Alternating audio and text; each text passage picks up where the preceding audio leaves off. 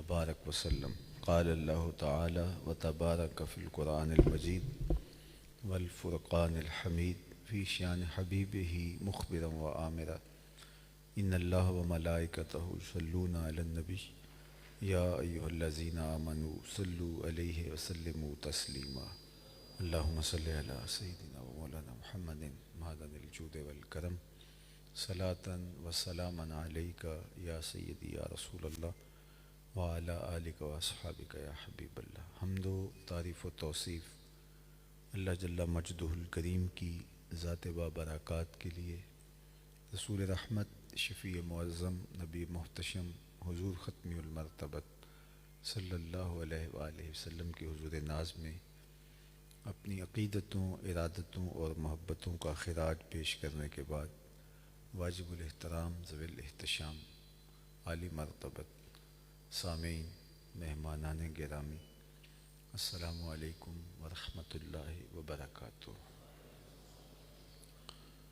آج کی منعقدہ تقریب جو آپ کے اس علاقے کی خوبصورت مسجد سرور میں انعقاد پذیر ہے، اللہ جل شانہ اس بابرکت مجلس رحمت کا ایک ایک لمحہ قبول فرمائے اور اس مسجد کو قیامت تک آبادیاں نصیب کرے، اس کی رونقیں اور اس سے پھوٹتی ہوئی ضیائیں، اس سے پھیلتے ہوئے انوار بنی نوع انسان کے لیے رشد و ہدایت کا ذریعہ رہیں، اور جن بزرگوں کے نام سے یہ مسجد موسوم ہے، اللہ ان کی اخروی زندگی کو وسیع، کشادہ، منور، خوشبودار اور ٹھنڈا رکھے۔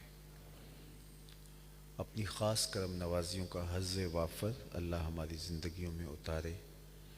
میلاد النبی صلی اللہ علیہ وآلہ وسلم کے مبارک عنوان سے آج کی یہ بابرکت اور خوبصورت مجلس انعقاد پذیر ہے۔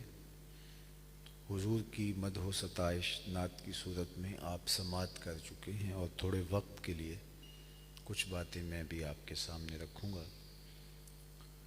موسم ربیع الاول تو بیت گیا ہے، آج ربیع الثانی کی بھی 6-7 تاریخ ہے، لیکن یہ موسم ربیع الاول کا ہو یا ربیع الثانی کا، حضور کا ذکر رتوں کا محتاج نہیں ہے۔ موسم بدلتے رہتے ہیں، لیکن حضور کے ذکر کا چراغاں کبھی بھی مدھم نہیں ہوا۔ صدیوں قبل حضور اس دنیا پہ جلوہ گر ہوئے تھے، لیکن ماحول کی شگفتگیاں بتاتی ہیں جیسے کوئی کل ہی گزر کے گیا ہو۔ زمین سے آسماں تک، آسماں سے لامکاں تک ہے، کہاں کھولے تھے گیسو یار نے، خوشبو کہاں تک ہے۔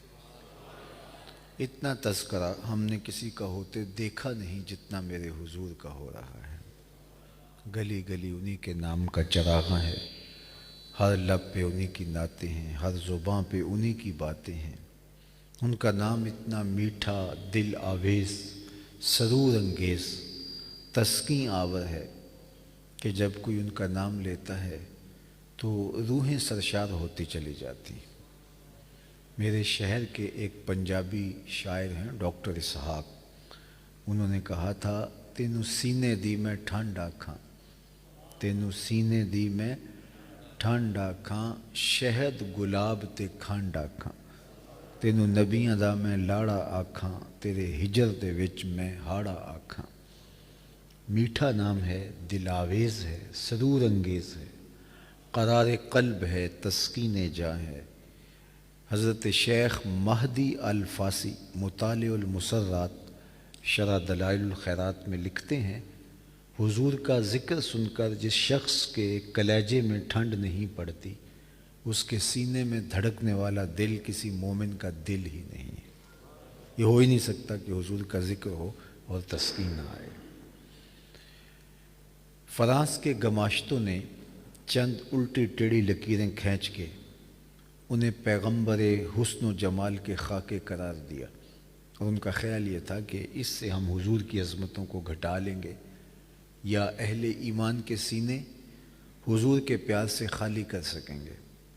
لیکن یہ بات ذہن میں رکھیے گا کہ حضور کی عظمتوں کا سورج کبھی غروب نہیں ہوتا۔ یہ جو مرضی کرتے رہیں، حضور کی عظمتوں کو کم نہیں کیا جا سکتا۔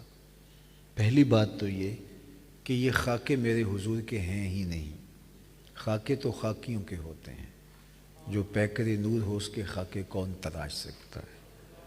اور حضور کا تو میرے رب نے سایہ بھی نہیں بنایا تھا، اور جس کا سایہ بھی نہیں ہے اس کا ثانی کہاں سے ڈھونڈو گے؟ کوئی مثل ہو تو مثال دو، تو خاکے کیسے تراشے جا سکتے ہیں؟ ہمارا غصہ یہ ہے کہ آپ نے ان کو منسوب بھی کیوں کیا ہمارے حضور کے ساتھ؟ باقی رہی بات، حضور کے خاکے ممکن ہی نہیں ہیں، مثل او در عالم امکان متصور نیز، حضور کی مثل بزم عالم میں ممکن ہی نہیں ہے۔ علامہ فضل حق خیر آبادی نے ایک کتاب لکھی تھی امتناع النظیر، آج سے صدیاں قبل، اور یہ آج کی ایجاد نہیں ہے، اور یہ اذیت آج سے نہیں دی جانے لگی۔ جب برٹش گورنمنٹ کی نوآبادیاتی نظم نے پھیلاؤ شروع کیا اور بر صغیر میں قدم رکھے تو مسلمانوں کو کس طرح تکلیفیں پہنچانی ہیں، تو اس وقت انہوں نے ایک تصور دیا تھا، اور اس تصور کی بنیاد پہ انہوں نے کہا تھا کہ حضور کی مثل ہو سکتا ہے۔ تو اس کے جواب کے اندر علامہ فضل حق خیر آبادی نے، جو 1857 میں کالے پانیوں کی سزا کاٹتے ہیں اور راہ حق میں شہید ہوتے ہیں اور انگریز کے خلاف مزاحمتی تحریک میں اپنی جان وار دیتے ہیں، انہوں نے ایک کتاب لکھی تھی، فارسی میں ویسے ہے، امتناع النظیر، جس کا عنوان ہے کہ حضور کی نظیر بھی ممکن نہیں ہے، یعنی خاکہ بھی ممکن نہیں ہے۔ تو اس کتاب کا خلاصہ اقبال نے جو ہے وہ ایک شعر میں بیان کیا تھا، رخ مصطفیٰ ہے وہ آئینہ کہ اب اس سا دوسرا آئینہ، نہ کسی کی بزم خیال میں نہ دکان آئینہ ساز میں۔ اور حضرت ابو ہریرہ کب کے بول چکے، کل قمر لیلۃ البدر لم ارا قبلہ ولا بعدہ مثلہ، فرماتے ہیں کہ کیا پوچھتے ہو، حضور 14ویں کا چمکتا ہوا چاند تھے۔ پھر کہا نہیں نہیں نہیں، حضور جیسا نہ پہلے دیکھا نہ بعد میں۔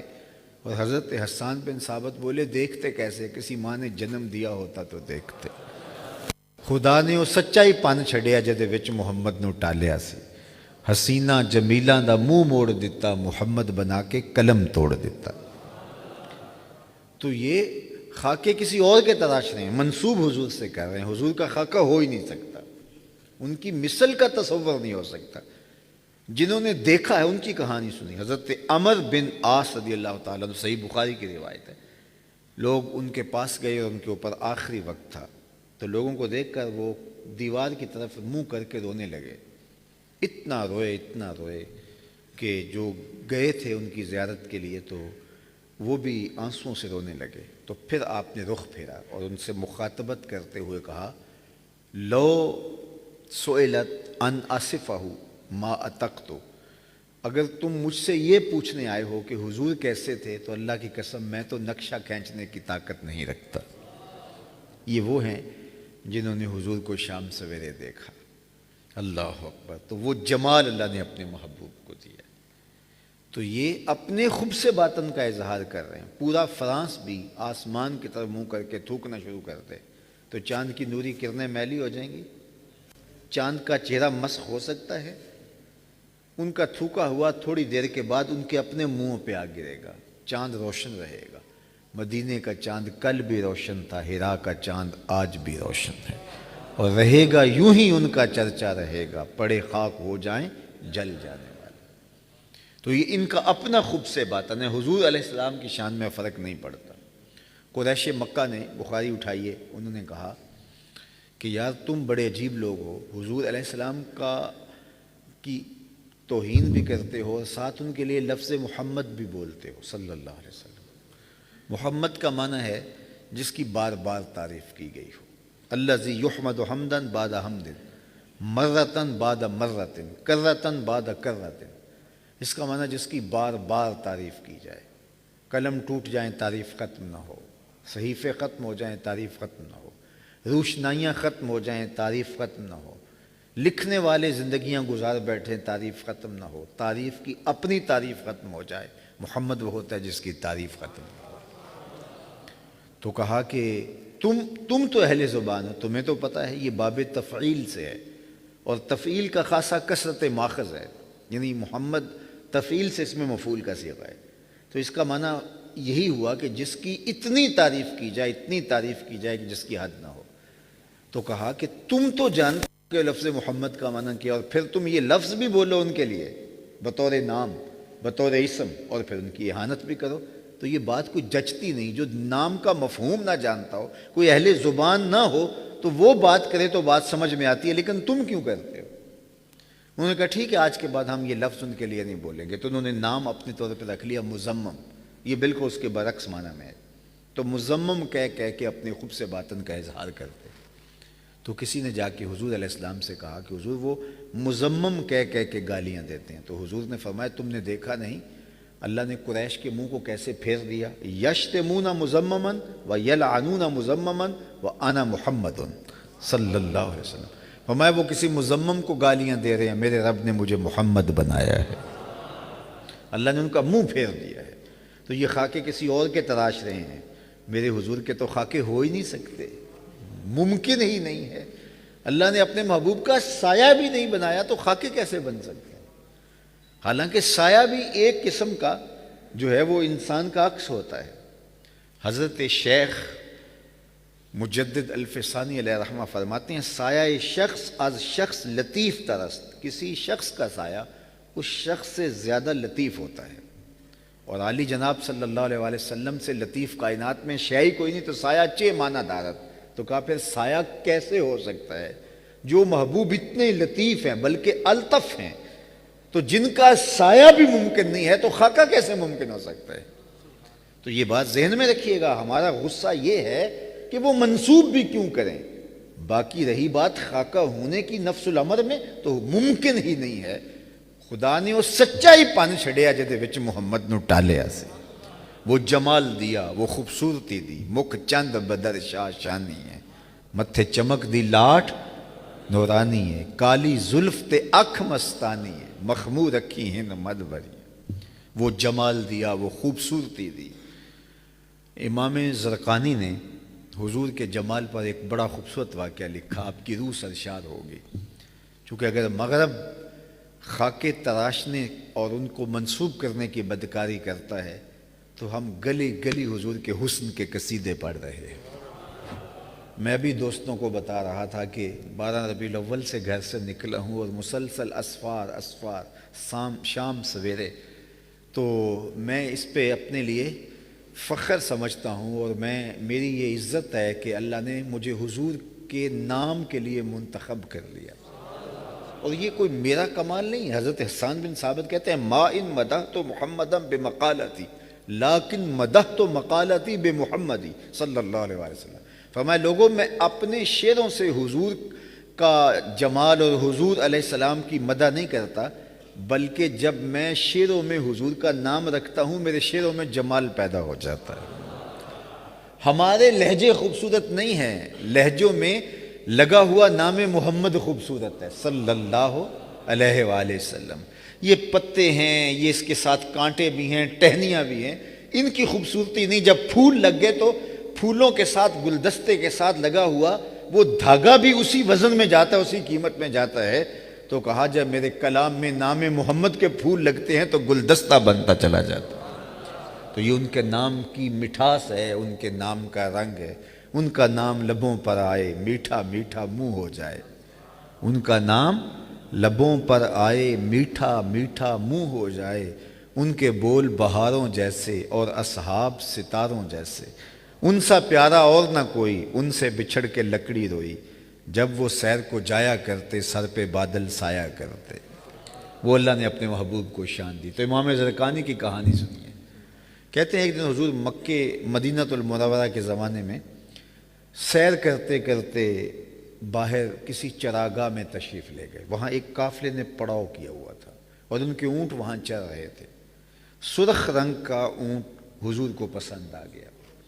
جو لوگ تاریخ عرب سے واقفیت رکھتے ہیں تو وہ جانتے ہیں کہ سرخ رنگ کے اونٹ کی عرب میں اہمیت اور اس کی قیمت کتنی ہے۔ جس طرح آج کل وہ گاڑیوں کے ماڈل ہوتے ہیں، تو جو لوگ گاڑیوں کے شوقین ہوتے ہیں تو انہیں پتہ ہے کہ کون سی گاڑی جو ہے وہ بہت قیمتی ہے اور کون سی فراٹے بھرتے ہوئے بھاگتی ہے، تو لوگ اچھی سے اچھی گاڑیاں رکھنے کا شوق رکھتے ہیں۔ تو جو اس زمانے کی لینڈ کروزریں یہی تھیں، تو سرخ رنگ کا اونٹ ایک جو ہے وہ بہت عرب میں محبوب اور مرغوب جانا جاتا تھا۔ تو سرخ رنگ کا اونٹ حضور کو پسند آ گیا، تو اہل قافلہ سے کہا کہ یہ اونٹ بیچتے ہو؟ انہوں نے بیچنا تھا یا نہیں بیچنا تھا؟ حضور نے پوچھا تو کہا جی بیچتے ہیں، میں دل ویچا میں جگر ویچا جے پیارا محمد آ جاوے، میں اپنا سارا گھر ویچاں جے پیارا محمد آ جاوے صلی اللہ علیہ وآلہ وسلم۔ کہا جی بیچتے ہیں، کتنے کا؟ سودا طے ہونے لگا۔ تو آقا کریم علیہ السلام نے ان سے سودا طے کر لیا اور کہا کہ ٹھیک ہے، میں کوئی تاجرانہ غرض سے نہیں آیا تھا کہ میں قیمت ساتھ لے کے آتا، میں تو آیا تھا سیر کرنے کے لیے، اور اچانک تمہارا اونٹ مجھے پسند آ گیا، تو اگر تم میرے پہ اعتبار کرو تو مجھے اونٹ دے دو، میں اپنے شہر جا کے اس کی قیمت تمہیں بھیج دیتا ہوں اگر تم یہیں رکے ہو۔ انہوں نے کہا ٹھیک ہے کوئی بات نہیں۔ حضور علیہ السلام نے اونٹ لیا اور چل دیے۔ وہ حضور کو دیکھتے رہے، جب حضور نظروں سے اوجھل ہو گئے تو دل پہ ہاتھ رکھ کے کھڑے ہو گئے۔ تھوڑی دیر کے بعد سکتے سے باہر آئے تو ایک دوسرے سے پوچھنے لگے، یار یہ جو شخص اونٹ لے گیا ہے اس کا کسی نے پتہ پوچھا؟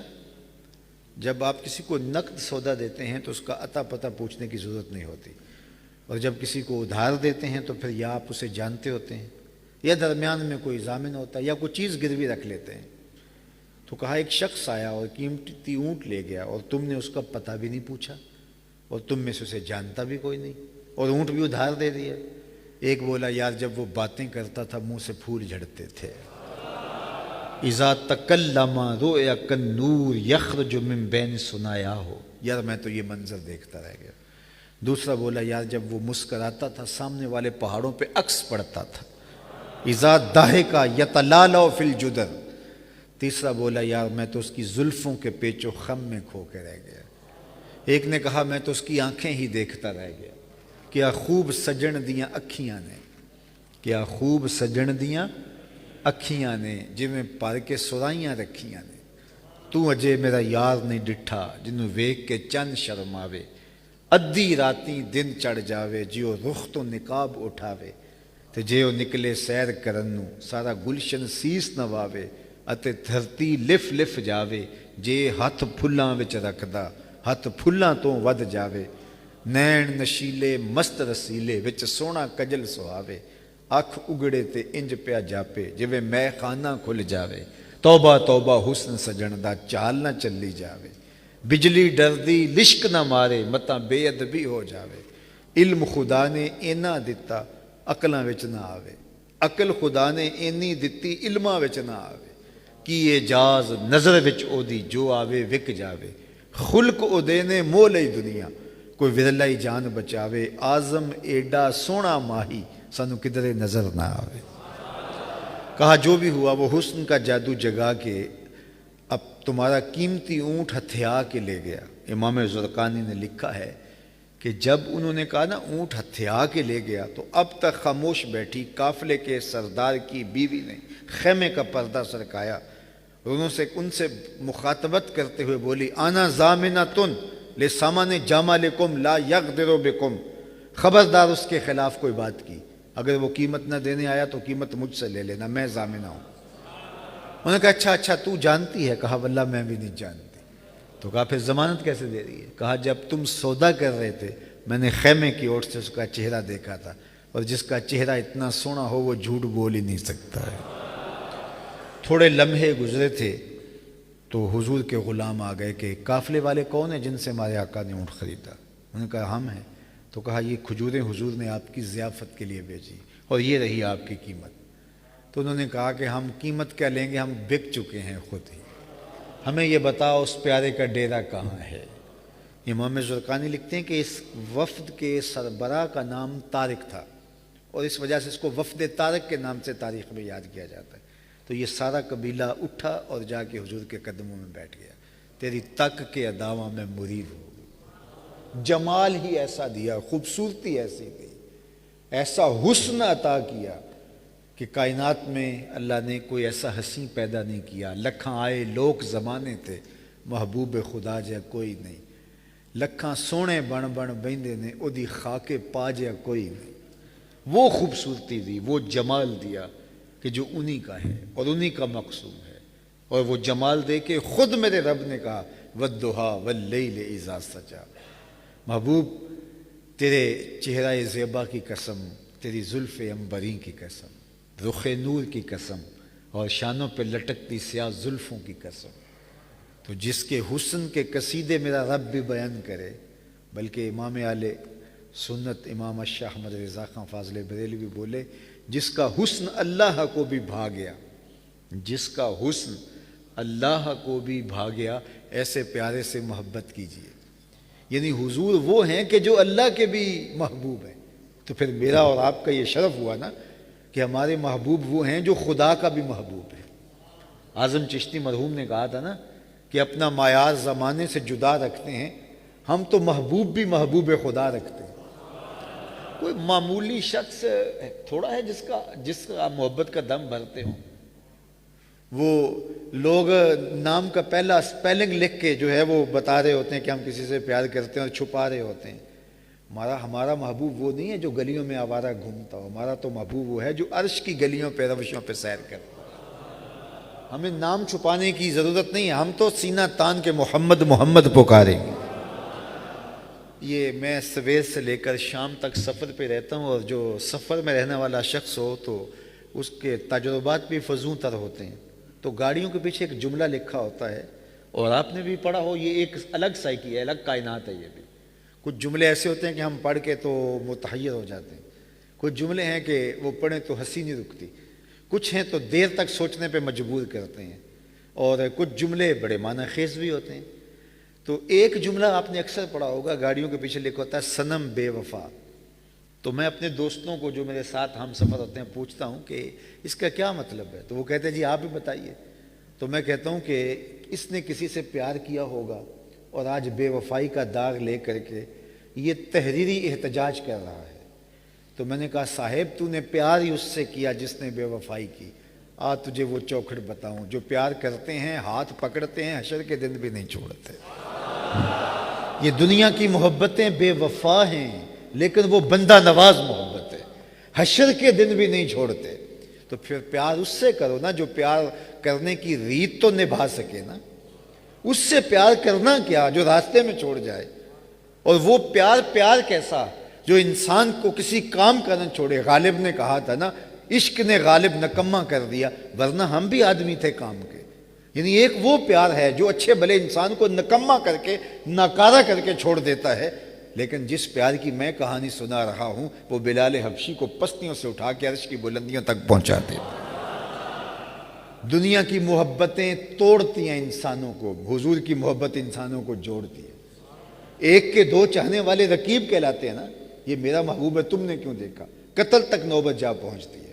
ایک کے چاہنے والے آپس میں رقیب کہلاتے ہیں، لیکن حضور کے اربوں کروڑوں چاہنے والے آپس میں حبیب کہلاتے ہیں۔ باقی محبتیں توڑتی ہیں، یہ محبت جوڑتی ہے۔ اقبال نے کہا تھا دل بمحبوب حجازی بستائیں، زی جہت با یک دیگر پیوستائیں، چوں گلے صد برگ مارا بو یکیست، او کے جانے ای نظاموں او یکیست، مست چشم ساکیے بتہاستیں، در جہاں مثل مومی ناستیں۔ وہ محبت جوڑتی ہے۔ ہمارے استاد ایک شعر جھوم کے پڑھا کرتے تھے کہ محمد کی وساطت سے محبت تیری میری ہے، محبت اصل ہے ان کی، نہ تیری ہے نہ میری۔ میرا آپ سے کیا رشتہ ہے، آپ کا میرے سے کیا رشتہ ہے؟ اس رشتے کی بنیاد ذات رسالت مآب صلی اللہ علیہ وسلم۔ تو اس لیے یہ محبت انسانوں کو وحدت کی لڑی میں پروتی ہے، ہمیں امت بناتی ہے۔ یہ امت بن کر کے محبت رسول جب فراواں ہوگی تو نفرتیں نہیں ہوں گی، چونکہ نفرتیں وہاں ہوتی ہیں جہاں محبت نہیں ہوتی۔ اس لیے میں اپنے دوستوں کو کہتا ہوں کہ محبت برے سینے نفرتوں کے متحمل نہیں ہو سکتے، تو اس لیے اپنے سینے حضور کی محبت سے آباد کرو، پھر سینے نفرتوں کی آماجگاہ نہیں بنیں گے۔ وہ کہتے ہیں جہاں خالی جگہ پڑی ہو، خالی مکان پڑا ہو، تو کہتے ہیں وہاں جن بھوت آ کے بسیرا کر لیتے ہیں، لیکن بستے گھروں کے اندر تو جن بھوت نہیں آتے۔ یہ نفرتیں، یہ سب کچھ وہاں آتی ہیں جہاں حب رسول کی خوشبو نہ ہو۔ تو اپنے دل کو حضور کی محبت، اپنی روح کو حضور کی محبت، اپنے قلب کو حضور کی محبت کی آماج گاہ بنا لیجئے گا۔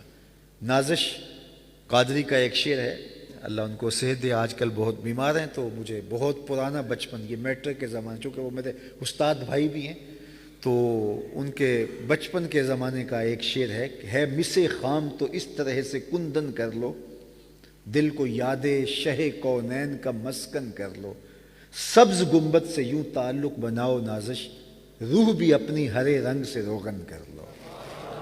تو ان کی محبت جب رگ و ریشہ میں محو نفوذ ہوگی تو پھر وہاں بٹ نہیں ہوں گے موذیوں کے، وہاں پھر جنوں کے بسیرے نہیں ہوں گے، وہاں نفرتوں کے ڈیرے نہیں ہوں گے، وہاں پیار ہی پیار ہوگا، الفت ہی الفت ہوگی۔ میں تو اپنے بھی دوستوں کو کہتا ہوں جو آپس میں لڑ رہے ہوتے ہیں، ایک دوسرے کے جبے اور دستاریں پھاڑ رہے ہوتے ہیں، اپنے ہم مسلک بھی ایک دوسرے کے لیے جو نفرتوں کے بیج بو رہے ہوتے ہیں، تو میں ان کو کہتا ہوں نہ کیا کرو۔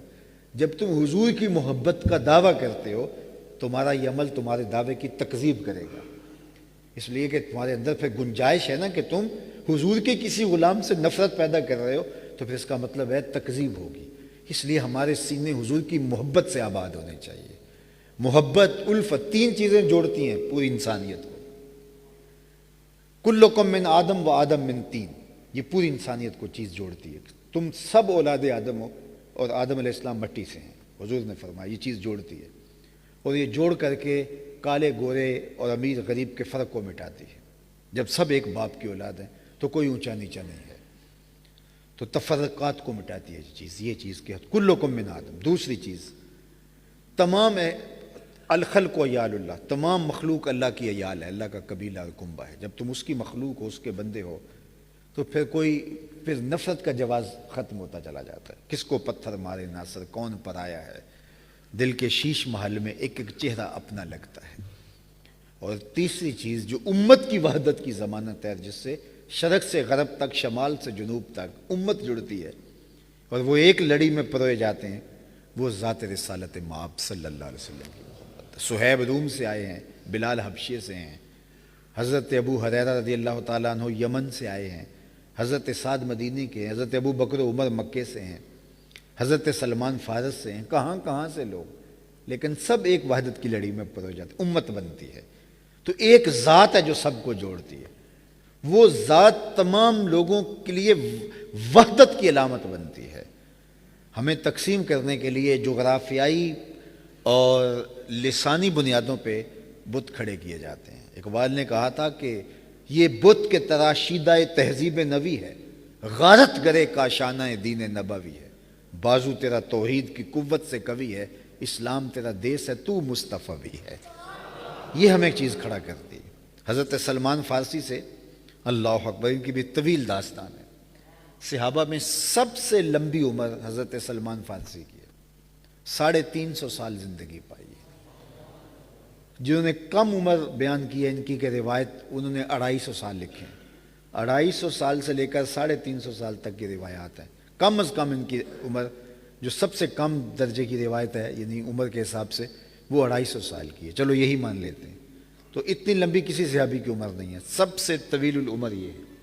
تھے یہ ایک مجوسی کے بیٹے اور امیر کبیر خاندان سے تعلق۔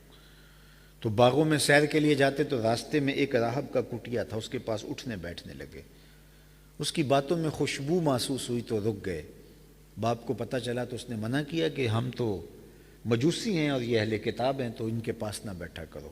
لیکن بیٹے کو سمجھ آ گئی تھی کچھ، تو اس نے باپ کی بات نہ مانی اور پھر بھی مجبوراً بیٹھنا پڑا اس کو وہاں، چونکہ اس کے دل میں طلب ایک پیدا ہو گئی تھی۔ تو باپ نے غصے سے گھر سے نکال دیا۔ تو سلمان فارسی حق کی تلاش میں نکل کھڑے ہوئے، گلی گلی خاک چھانتے چھانتے ایک پادری سے جا کے ملاقات ہوئی، اور اسے جب محسوس ہوا انہیں کہ یہ کوئی خدا رسیدہ شخص ہے، تو ان کے پاس بیٹھنے لگے اور ایک مدت گزار دی، ان کی خدمت کرتے رہے حق کی تلاش میں۔ مدت مدید ان کی خدمت میں گزری۔ ایک دن انہیں تنہائی میں بلا کے کہا، سلمان تو نے میری بڑی خدمت کی ہے اور اب مجھے لگتا ہے میرا وقت آخر آ گیا ہے، تو میری تدفین کے بعد تو غموریا چلے جانا، وہاں ایک پادری ہے جو خدا رسیدہ ہے، تمہیں خیر مل جائے گی۔ کہتے ہیں وہ فوت ہو گیا، میں نے تدفین کی اور غموریا کا راستہ لیا، اس نشان کا شخص مجھے مل گیا، وہ واقعی اچھا شخص تھا اور میں اس کی صحبت میں پھر ایک لمبی زندگی گزاری۔ ایک دن اس نے مجھے تنہائی میں بلا کے کہا کہ تو نے میری بڑی خدمت کی ہے، اب میں بھی جانے والا ہوں، اور عیسائیت میں کوئی شخص نہیں بچا جس کے پاس میں تجھے بھیج سکوں، لیکن تو نے خدمت بڑی کی حق کی تلاش میں، تجھے میں راز کی بات بتاؤں، نبی آخر الزمان کے ظہور کا وقت آ گیا ہے اور وہ ہجرت فرما کے مدینے آئیں گے، یثرب آئیں گے، جا ان کی خدمت کر۔ تو کہتے ہیں کہ میں نے اس کو کہا کہ میں نے در در کی خاک چھانی ہے، اب یثرب جاؤں، کوئی شخص بھی مدعی ہو سکتا ہے تو میں کہیں پھر دھوکے میں نہ آ جاؤں، تو مجھے کوئی ایسی پکی نشانی بتا کہ میں صحیح منزل پر پہنچ پاؤں۔ تو اس نے کہا ہاں، اس کی 3 نشانیاں ہوں گی۔ سب سے پہلی نشانی کہ وہ صدقہ قبول نہیں کرے گا، دوسری نشانی وہ ہدیہ رد نہیں کرے گا، تیسری نشانی یہ ہے کہ اس کے 2 کندھوں کے درمیان مہر نبوت ہوگی۔ کہتے ہیں 2 دن کے بعد وہ انتقال کر گیا اور میں تدفین کرنے کے بعد یثرب کی طرف جانے والے قافلوں کی ٹو میں لگ گیا، تو مجھے ایک قافلہ مل گیا، ان کے ساتھ سفر کا آغاز کیا۔ انہوں نے مجھے تنہا پا کے پکڑ لیا، غلام بنا لیا، لیکن میرے پہ مہربانی یہ کی کہ بیچا جا کے مدینے میں ایک یہودی نے مجھے خرید لیا اور اپنے باغ کے کام کاج پہ لگا دیا۔ میں اس دن کے انتظار میں تھا کہ نبی آخر الزمان تشریف لائیں اور میں ان کی زیارت کروں۔ دن گزرتے جا رہے تھے، زندگی بیتتی جا رہی تھی۔ ایک دن اچانک میں کھجوریں توڑ رہا تھا کہ ہواؤں میں خوشبو نہیں پھیل جاتی اور طلع البدر علینا کی صدائیں نہیں گونجنے لگتی، تو میں نے جلدی سے چھلانگ لگائی اور دوڑ لگا دی۔ میرا آقا سمجھا کہ غلام بھاگ گیا، تو اس نے دوڑ کے مجھے پکڑ لیا۔ تو میں نے اس کو کہا میں نے بھاگنا ہوتا تو پہلے بھاگ جاتا، سن یہ جسم تیرا غلام ہے لیکن دل نوکر کسی اور کا ہے۔ میں کھجوریں لے گیا تھا، حضور کی خدمت میں جا کے میں نے صدقے کی نیت سے وہ کھجوریں پیش کیں، تو حضور نے فرمایا ہم پیغمبر ہیں، نبی ہیں، ہم صدقہ تو نہیں لیا کرتے۔ کہا نشانی ایک پوری ہو گئی، اور حضور کا چہرہ ہی بہت بڑا نشان تھا۔ میرا جی چاہتا تھا ابھی حضور کے ہاتھ پہ بیعت کر لوں، لیکن میں رک گیا۔ میں نے کہا کہ میں نے در در کی خاک چھانی ہے، شب ہجر کی سختیاں کوئی اس سے جا کے پوچھے، تیری راہ تکتے تکتے جسے صبح ہو گئی ہو۔ کہا میں نے سوچا میں نے بھی اتنی مشقتیں کاٹی، نشانیاں 3 پوری ہو ہی لے تو پھر مانوں گا۔ تو خیر کچھ دن ڈال کے پھر میں کھجوریں ہدیے کی نیت سے لے گیا، پیش کی تو حضور نے قبول کر لی، لیکن تیسری نشانی دیکھنے کا موقع نہیں مل رہا تھا اور وقت گزرتا جا رہا تھا۔ ایک دن اچانک حضور میرے باغ میں تشریف لے آئے اور حضور نے قمیض اتاری ہوئی تھی اور چادر حضور نے اپنے کندھے پہ ڈالی ہوئی تھی اور چادر کے پیچھے مہر نبوت والی جگہ چھپی ہوئی تھی۔ ہوا چل رہی تھی ہلکی ہلکی اور میں حضور کے پیچھے پیچھے ہوتا تھا۔ میری آرزو یہ تھی کہ کوئی ہوا کا تیز جھونکا آئے اور چادر ہٹے اور میں مہر نبوت دیکھ لوں۔ حضور میرے ارادہ قلب سے آگاہ ہوئے، فَأَلْقَ إِلَيَّ رِدَاءَهُ، چادر اتار کے حضور نے میری جانب پھینکی اور اپنی کمر کو خم دے کے میری جانب کرتے ہوئے کہا انظر الی ما امرت بہ، اس پادری نے جو بتایا تھا دیکھ لے۔ تو کہا میں نے دیکھا حضور کے 2 کندھوں کے درمیان مہر نبوت۔ تو آگے ہاتھ بڑھا کے کہا حضور مجھے اسلام میں بیعت کر لیجئے۔ اچھا اسلام میں بیعت ہو گئی تو اب زندگی کی معراج نصیب ہو گئی۔ در در کی ٹھوکریں کھائی تھیں، کبھی عرش پر کبھی فرش پر، کبھی ان کے در کبھی در بدر، غم عاشقی تیرا شکریہ، میں کہاں کہاں سے گزر گیا۔ جب منزل ملی تو پھر وہ سارے دکھ ماضی کے یاد آئے، وہ ساری مشقتیں یاد آئیں اور پھر زاروں کے تار رونے لگے، تو حضور نے ایسے باہیں پھیلا لیں اور سلمان فارسی کو اپنے سینے سے سمیٹتے ہوئے کہا سلمان منا اہل البیت، لوگوں سن لو سلمان میرے اہل بیت سے ہے۔ ان کو اپنے اہل بیت کا فرد قرار دے دیا۔ اب حضرت سلمان فارسی سے کوئی پوچھتا تھا تمہارا نام کیا، تو وہ کہتے سلمان بن اسلام۔ تو وہ کہتے یہ کیا، باپ کا نام بتاؤ، تو وہ کہتے 100 بار بھی پوچھو گے تو یہی بتاؤں گا، سلمان بن اسلام، میں اسلام کا فرزند ہوں، مجھے عزت اور شناخت اسلام نے دی ہے۔ تو یہ نسبتیں جوڑتی ہیں، امت جڑ جائے، کاش امت بن جائے۔ میں پورے ملک میں یہ کہہ رہا ہوں کہ یہ جو خاکے تراشے جا رہے ہیں، امت اگر امت بن کے کھڑی ہو جائے تو کفر کے لیے یہ پیغام ہی کافی ہے۔ ہمارا یہ تصور کہ ہم امت بن جائیں تو کیا کفر اس سے کپ کپانی اٹھے گا؟ فروغ آدم خاکی سے انجم سہمے جاتے ہیں کہ یہ ٹوٹا ہوا تارا مہ کامل نہ بن جائے۔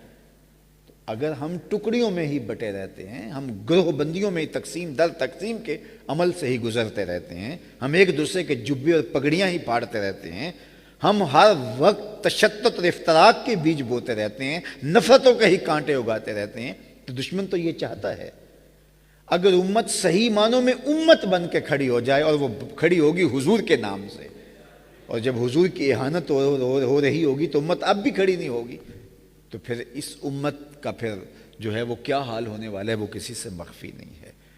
بھٹکے ہوئے آہو کو سوئے حرم لے چل، اس شہر کے خوگر کو پھر وسعت صحرا دے، میں بلبل نالہ ہوں اس اجڑے گلستاں کا، تاثیر کا سائل ہوں محتاج کو داتا دے۔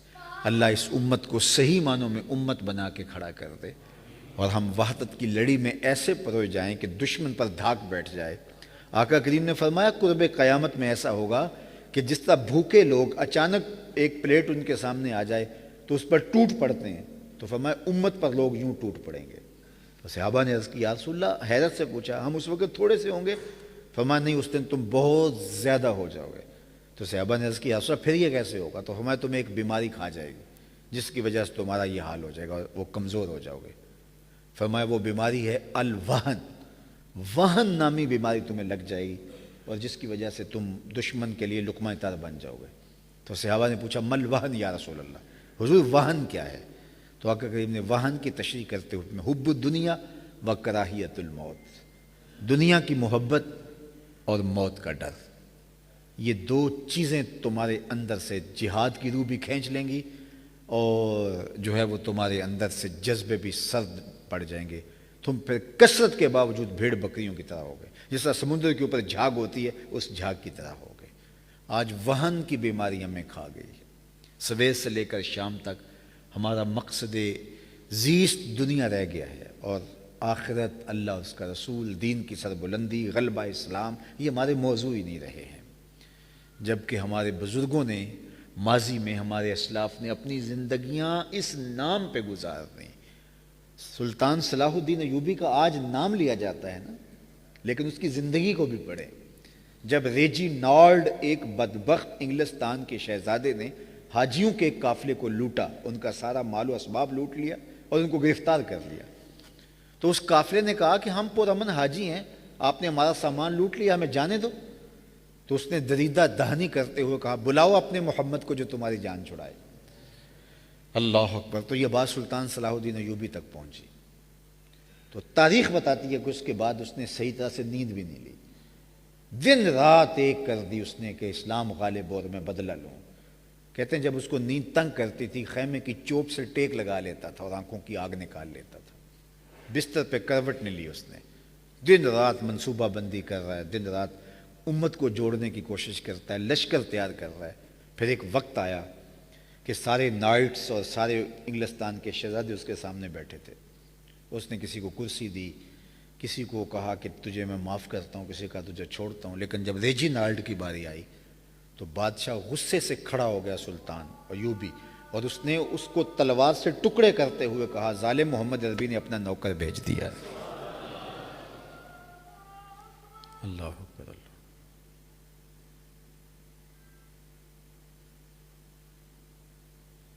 تو صاحب زندگی یوں تیزی کے ساتھ گزر رہی ہے، تو حضور کے میلاد پہ آنے والوں آؤ حضور کے ساتھ یوں جڑ جائیں کہ حضور کی آنکھیں ٹھنڈی ہو جائیں۔